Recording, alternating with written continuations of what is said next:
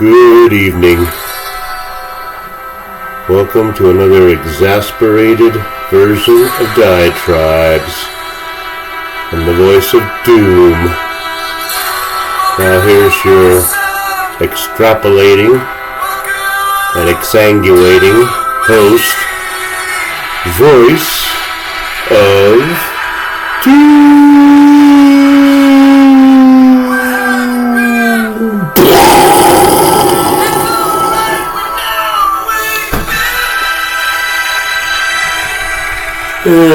Back to some so-called modern music. Anybody my age knows this song and knows who did it. But we will not worry about that.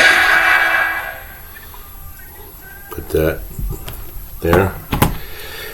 I'm just going to do an off-the-wall, off-the-cuff diatribe because I'm wanting to talk about some stuff. I don't know if I'll put it together right because it's just one of those irritating days.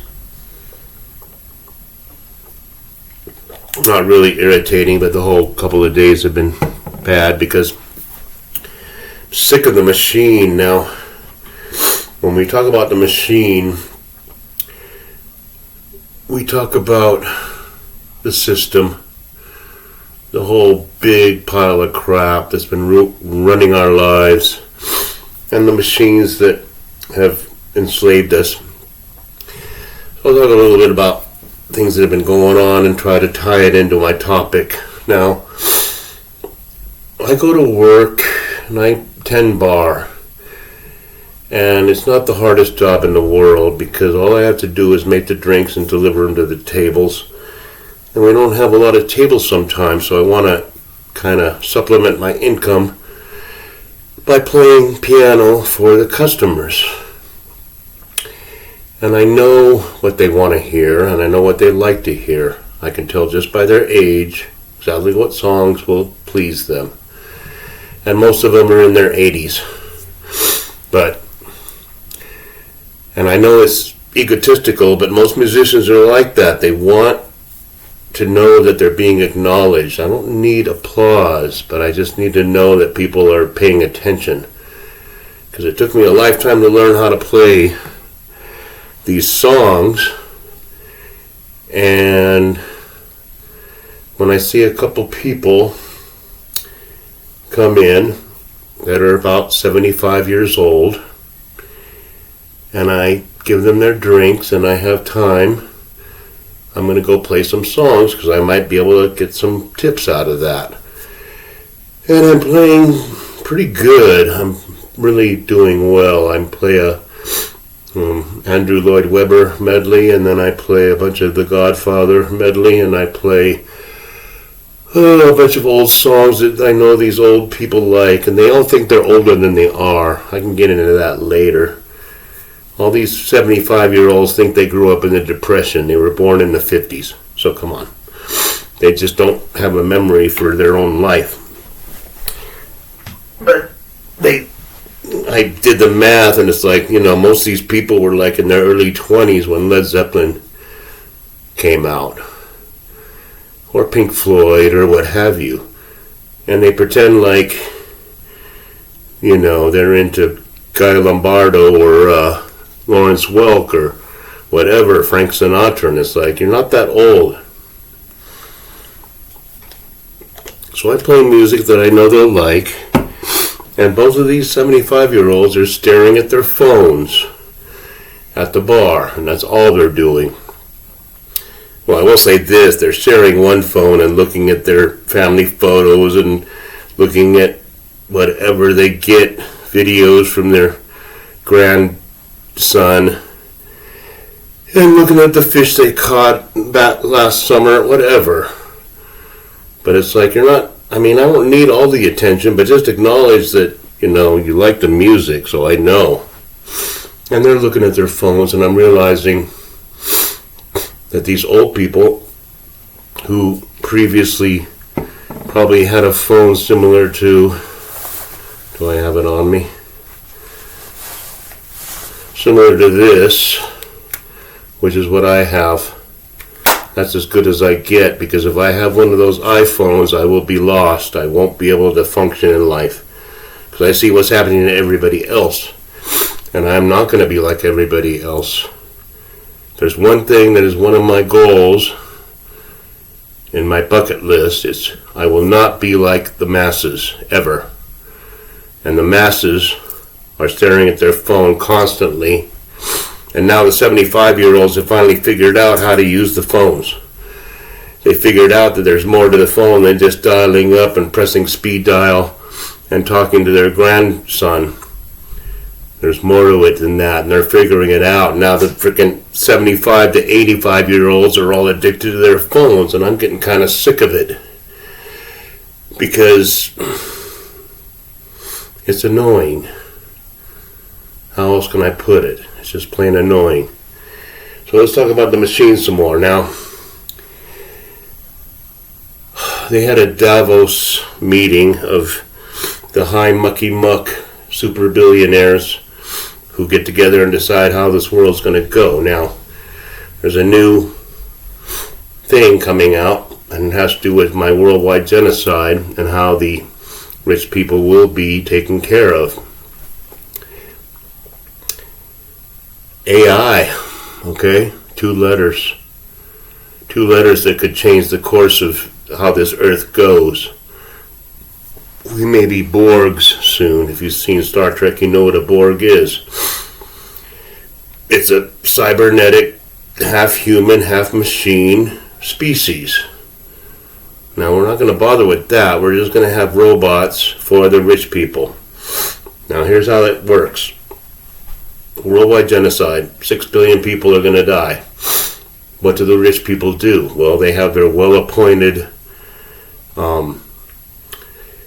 fallout shelters, their retreats, underground retreats that they built that have everything they need. Jacuzzis, a pool room, an underground pool, a fully appointed kitchen with 3 years worth of food in it, nice big screen TVs to watch I don't know what, but they'll probably have their digital stuff that will survive the Holocaust. Now, what happens when they can finally come out of their little hidey holes after the surface of the earth has been inundated? Well, they have their robots to take care of them.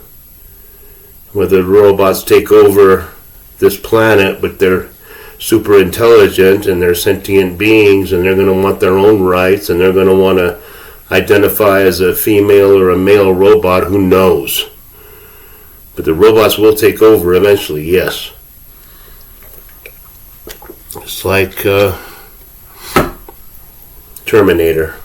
If you look at those 2 or 3 movies, the first 2 really good, you see how it can happen. Now, I don't like the machine, never have liked the machine. I've railed against the machine. I hate the machine. Rage against the machine. Because the machine is big pharma, is big oil, is big this, big that, big pet food, big alfalfa. I don't give a crap. It's all big. If they're too big, then they're a threat. Now, what else was I getting pissed about with the machines? Well, the machines that I play in at the casino, that's my own fault. Because I play the machines, and I went into the casino today. I tell my kid, we're taking it down to the wire. We're working together. We drive 17 miles from a little podunk town into Carson City, which is another podunk town. I'm like, drawings at 9:30. It's 10 minutes to 9. I want to get there. So I get to the casino in time for the drawing, and I usually don't get my name drawn, but sometimes I do. So it's not like it's hopeless. But I will play on the machine. And on this night, I thought I was going to do real well because I put $20 in, which my kid gave me because he owes it to me. and proceeded to hit a 6-spot twice. And I worked the 20 up to about $130, and I'm like, okay, I have enough to play for a while, have a drink, and relax. And then what happened is I'm sitting there at a machine I don't want to play at because I like my own area, and there's a bunch of vagabonds sitting there, and I don't like to sit next to the vagabonds. So I go to another machine that kind of the payout is a little less, but I still hit it. So I'm happy, and then a vagabond comes up to me. She is a Pakistani Indian gypsy of some sort that wants to sell me gold jewelry. And I'd say, no, thank you. You can see how much I have in the machine, so she's pressing me, and she knows I'm a pushover. She can tell by the hat. She can tell by my whole demeanor that she's going to get something out of this guy. And she will, because I'm a pushover. I feel sorry for people, and they want to sell me, oh, this is real gold, okay, this is a gold ring. Feel how heavy it is. It's 18 karat. Well, you etch whatever you want. I gave her $40 for the ring because I had just won. And then the guards come up and security, it's like, did they try to sell you stuff? And it's like, yes. And it's like, did you buy anything? Yes. Okay. Well, that's, and then I have to get into this big hullabaloo. And my kid ended up buying the ring anyway because he likes those gaudy jewelry things, so I didn't really lose much, but it ruined my mojo because I started losing.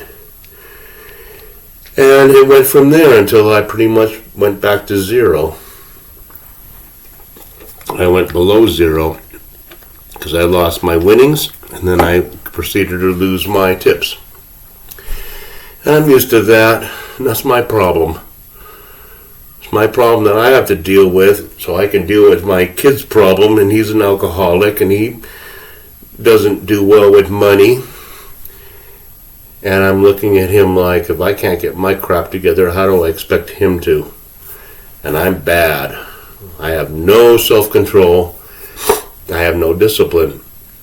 So if I go into a casino and put 20 in and I don't win, I'll put 20 again. And I'll put 20 again and again and again. Till I've gone down to $2. And I go, well, that's just great. I made about $90 in tips today and I have $2 in my pocket. But I'm not going to worry about that because my life is getting better. I don't give a crap about money. Money will be worthless soon. Everybody will be investing in digital currency, which we'll see how that goes. But the machine, okay.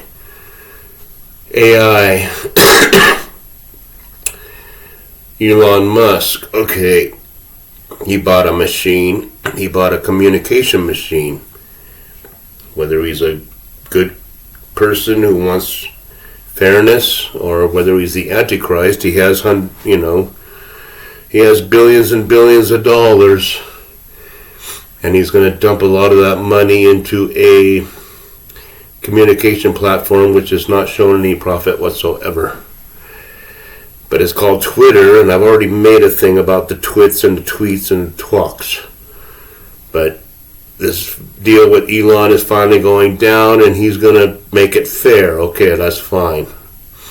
But it's still a machine. And there's a lot of machines in what used to be the United States. And there's machines that won't be working now. What's another machine that's destined for failure? Well, this machine called the electric car. Not going to fly. I mean, it's literally not going to fly, but it's not going to fly figuratively either, because it just takes too much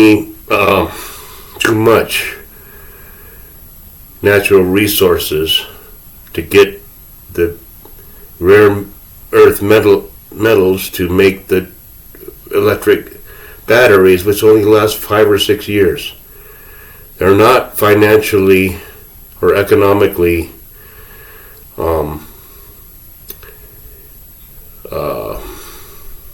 they're not economical to buy an electric car.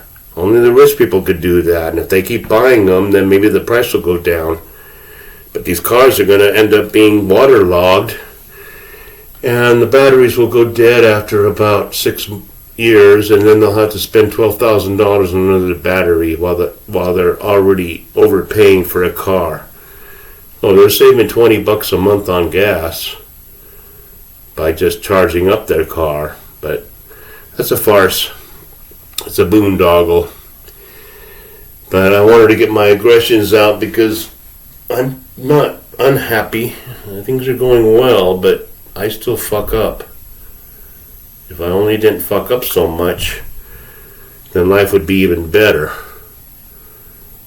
But I use these diatribes to just get my angst out, get my aggressions out. I know this said nothing, and I was going to say more, but I can't remember what I was going to say, because I've been drinking, and that's just the way it goes. So it's done. It might not even be posted. I don't know. It's not a very good one, but I'll keep on railing. There's about 12 days left until we have the day of reckoning, and we'll see what happens. So I'll bid you a very good evening, and don't worry about me. Everything will be fine. I know people out there are worried. So good night, and thank you.